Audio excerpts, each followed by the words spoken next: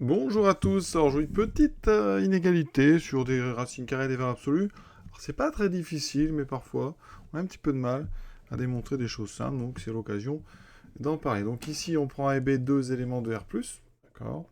Donc A et B sont deux réels positifs. Il faut montrer donc ceci. Comment faire?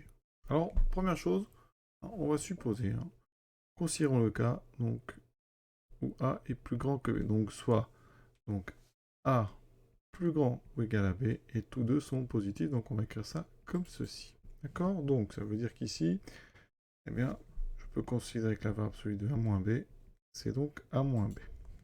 Et donc on va essayer de démontrer que, eh bien, racine carrée de A moins racine carrée de B, là c'est pareil, racine carrée de A est plus grand ou égal à racine carrée de B, donc on va partir de racine carrée de A moins racine carrée de B. Montrons que donc racine carrée de A moins racine carrée de B est plus petit que racine carrée de A moins B. Vous voyez là, c'est beaucoup plus facile à montrer tout de suite. Une chose qu'on peut dire, c'est que A moins B, bien c'est, alors je détaille, c'est racine de A au carré moins racine de B au carré. Et donc ici, eh bien, on peut factoriser, c'est racine carrée de A moins racine carrée de B fois racine carrée de A plus racine carrée de B. Ça, on peut le dire sans aucun problème. Et on va utiliser quelque chose d'astucieux, c'est que racine carrée de A plus racine carrée de B, c'est plus grand ou égal à racine carrée de A moins racine carrée de B. Et là, regardez ce que ça va donner. On part donc d'ici, A moins B est plus grand que ça, ils sont égaux pour l'instant.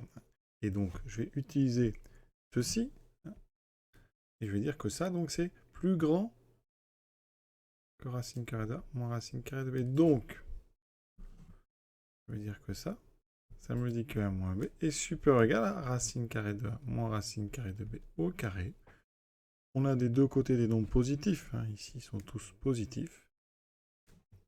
Et donc, en prenant la racine carrée qui conserve l'ordre, racine carrée de A moins B est donc supérieur ou égal à racine carrée de A moins racine carrée de B. C'est exactement ce qu'on voulait montrer dans l'autre sens, d'accord? Donc on peut le réécrire, donc ça est inférieur ou égal à racine carrée de A moins B. Et on a terminé cette première partie.